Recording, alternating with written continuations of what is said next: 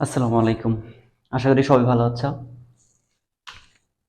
তোমাদের প্রিপোজিশন যখন তোমরা সলভ করো, প্রিপোজিশনের শূন্যস্থান যখন পূরণ করো, সেই ক্ষেত্রে তোমরা যখন কোনো সময়ের উল্লেখ থাকে, সেই সময়ের ক্ষেত্রে তোমরা একটু কনফিউশনে পড়ে যাও যে দুইটা প্রিপোজিশন একটু কনফিউশনে পড়ে যাও যে এখানে টু হবে কোথায় আর পাস্ট হবে কোথায়।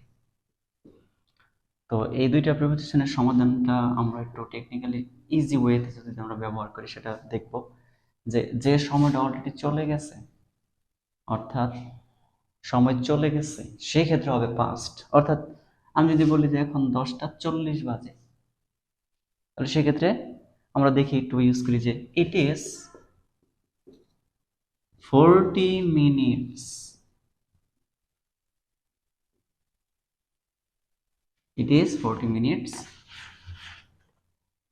Past, it is 40 minutes past 10, মানে 10টা বেজে 40 মিনিট হয়ে গেছে অলরেডি।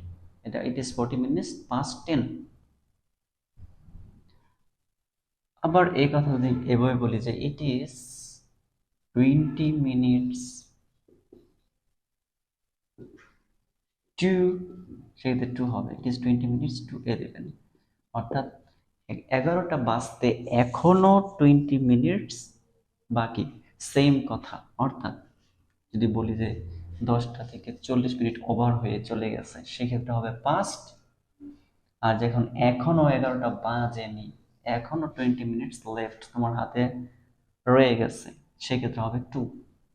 তো এই ইজি টেকনিকগুলো ফলো করে আমরা প্রিপোজিশনকে একদম পানি করে ফেলতে পারি ইজি ভাবে। ওকে, আশা করি সবাই বুঝতে পেরেছ।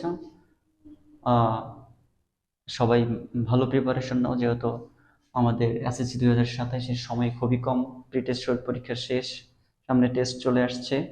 এই মুহূর্তে সবার জন্য একটা পরামর্শ থাকবে, তোমরা প্রতিনিয়ত সকল গ্রামাটিক্যাল খুঁটিনাটি প্রবলেমগুলো খুব ইজি ওয়েতে সমাধান করো, যে কোনো সোর্স থেকে সলভ করতে পারো। আমার চ্যানেলে সবগুলো তোমাদের যে কঠিন কঠিন চ্যাপ্টারগুলো অতি সহজে আলোচনা করা আছে, তোমরা দেখে নিবে।